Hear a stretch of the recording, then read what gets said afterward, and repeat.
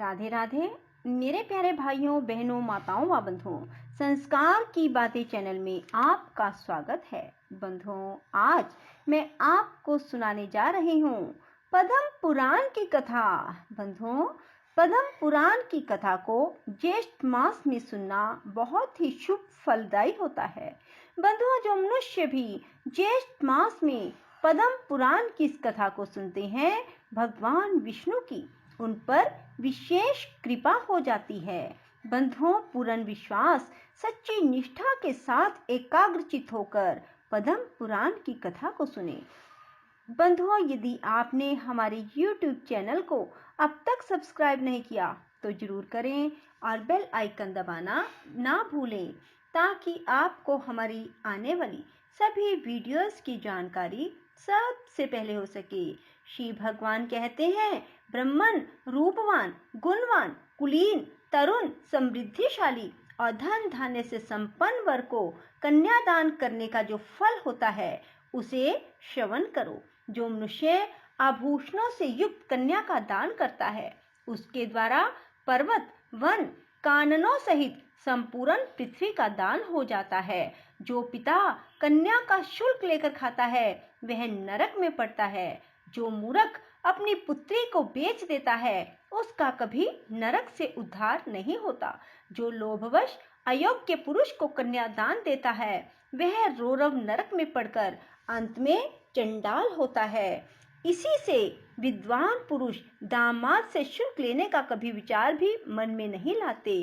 अपनी ओर से दामाद को जो कुछ दिया जाता है वह अक्षय हो जाता है।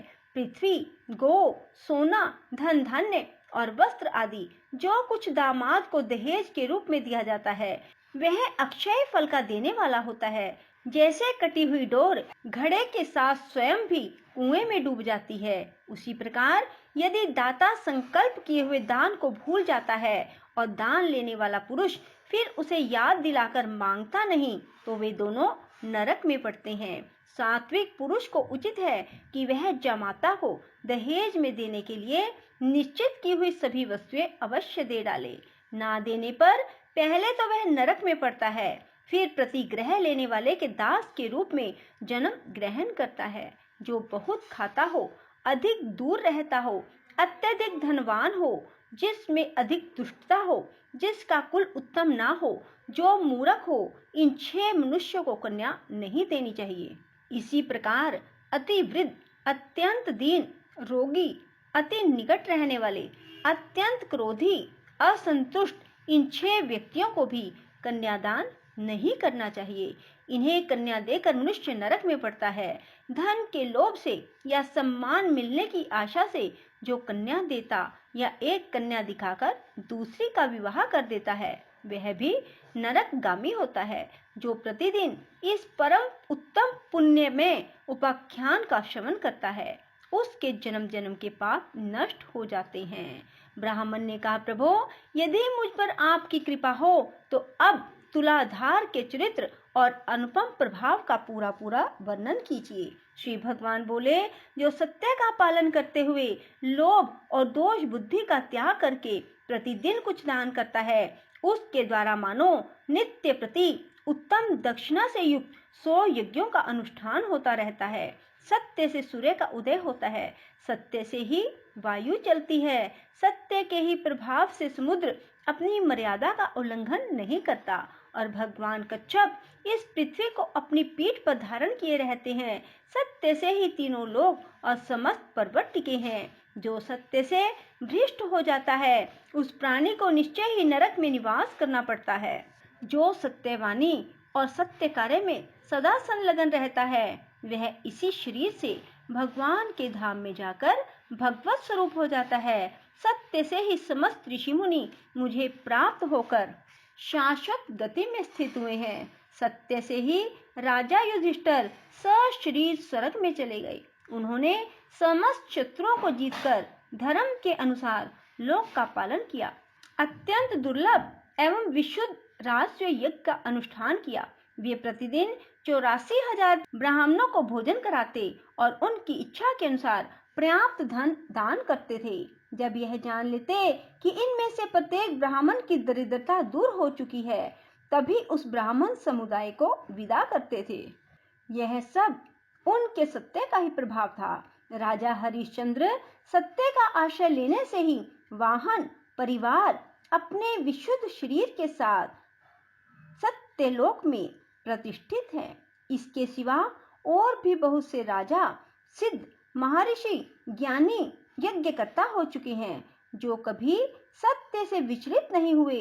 लोक में जो सत्य परायण है, वही संसार का उद्धार करने में समर्थ होता है। महात्मा तुलाधार सत्य भाषण में स्थित हैं। सत्य बोलने के कारण ही इस जगत में उनकी समानता करने वाला दूसरा कोई नहीं है। ये तुलाधार कभी झूठ नहीं बोलते। महंगी और सस्ती सब प्रकार की वस्तुओं के खरीदने बेचने में ये बड़े बुद्धिमान हैं। साक्षी का सत्य वचन ही उत्तम माना गया है। कितने ही साक्षी सत्य भाषण करके अक्षय स्वर्ग को प्राप्त हो चुके हैं। जो वक्ता विद्वान सभा में पहुंचकर सत्य बोलता है, वह ब्रह्मा जी के धाम को, जो अन्य यज्ञों द्वारा दुर्लभ है, प्राप्त होता है। जो सभा में सत्य भाषण करता है, उसे अश्वमेध यज्ञ का फल मिलता है। लोभ और द्वेषवश झूठ बोलने से मनुष्य रौरव नरक में पड़ता है। तुलाधार सबके साक्षी हैं। वे मनुष्यों में साक्षात सूर्य हैं। विशेष बात यह है कि लोभ का परित्याग कर देने के कारण मनुष्य स्वर्ग में देवता होता है।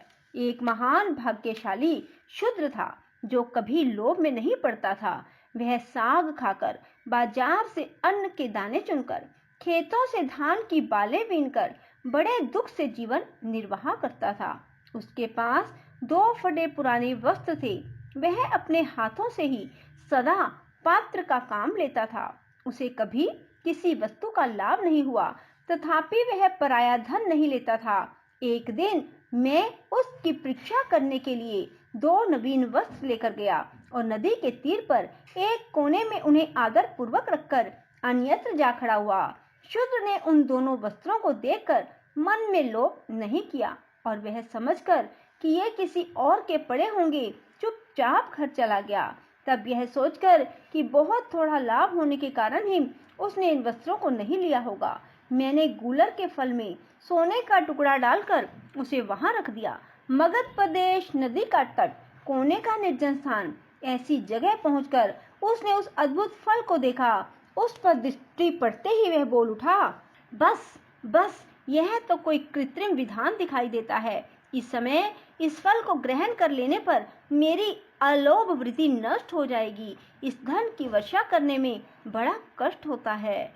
यह अहंकार का स्थान है। जितना ही लाभ होता है, उतना ही लोभ बढ़ता है। लाभ से ही लोभ की उत्पत्ति होती है। लोभ से ग्रस्त मनुष्य को सदा ही नरक में रहना पड़ता है। यदि यह गुणहीन द्रव्य मेरे घर में रहेगा, तो मेरी स्त्री और पुत्रों को उन्माद हो जाएगा। उन्माद काम जनित विकार है। उससे बुद्धि में भ्रम पैदा हो जाता है। भ्रम से मोह और अहंकार की उत्पत्ति होती है। उनसे क्रोध और लोभ का प्रादुर्भाव होता है। इन सब की अधिकता होने पर तपस्या का नाश हो जाएगा। तपस्या का क्षय होने पर चित्त को मोह में डालने वाला मालिन्य पैदा होगा। उस मलिनता रूप सांकल में बंध जाने पर मनुष्य फिर ऊपर नहीं उठ सकता। यह विचार कर वह शूद्र उस फल को वहीं छोड़कर घर चला गया। उस समय स्वर्गस्थ देवता प्रसन्नता के साथ साधु साधु कहकर उसकी प्रशंसा करने लगे। तब मैं एक शपन्न का रूप धारण करके उसके घर के पास गया और लोगों को उनके भाग्य की बातें बताने लगा। विशेषतः भूतकाल की बात बताया करता था। फिर लोगों के बारंबार आने जाने से यह समाचार सब और फैल गया। यह सुनकर उस शूद्र की स्त्री भी मेरे पास आई और अपने भाग्य का कारण पूछने लगी। तब मैंने तुरंत ही उसके मन की बात बता दी और एकांत में स्थित होकर कहा, महाभागे, विधाता ने आज तेरे लिए बहुत धन दिया था, किंतु तेरे पति ने मूर्ख की भांति उसका परित्याग कर दिया। तेरे घर में धन का बिल्कुल अभाव है। जब तक तेरा पति जीवित रहेगा, तब तक उसे दरिद्रता ही भोगनी पड़ेगी। इसमें तनिक भी संदेह नहीं है। माता, तू शीघ्र ही अपने घर जा और पति से उस धन के विषय में पूछ। इस मंगलमय वचन को सुनकर वह अपने पति के पास गई और उस दुखद वृतांत की चर्चा करने लगी। उसकी बात को सुनकर शूद्र को बड़े विस्मय हुआ। वह कुछ सोचकर पत्नी को साथ लिए मेरे पास आया और एकांत में मुझसे बोला, शपनक बताओ तुम क्या कहते थे। शपनक बोला, तात तुम्हें प्रत्यक्ष धन प्राप्त हुआ था, फिर भी तुमने अवज्ञापूर्वक तिनके की भांति उसका त्याग कर दिया। ऐसा क्यों किया? जान पड़ता है तुम्हारे भाग्य में भोग नहीं बंधा है। धन के अभाव में तुम्हें जन्म से लेकर मृत्यु तक अपने और बंधु बांधवों के दुख देखने पड़ेंगे। प्रतिदिन मृतकों की सी अवस्था भोगनी पड़ेगी। इसलिए शीघ्र ही उस धन को ग्रहण करो और निष्कंटक भोग भोगो। शूद्र ने कहा, शपनक मुझे धन की इच्छा नहीं। धन संसार बंधन में डालने वाला एक जाल है। उसमें फंसे हुए मनुष्य का फिर उद्धार नहीं होता। इस लोक और परलोक में भी धन के जो दोष हैं उन्हें सुनो। धन रहने पर चोर, बंधु बांधव, राजा से भी भय रहता है। सब मनुष्य धनी व्यक्ति को मार डालने की अभिलाषा रखते हैं। फिर धन कैसे सुखद हो सकता है? धन प्राणों का घातक और पाप का साधक है। धनी का घर काल एवं काम आदि दोषों से निकेतन बन जाता है। अतः धन दुर्गति का प्रधान कारण है। शेष अगले अध्याय में। राधे राधे, जय श्री कृष्णा।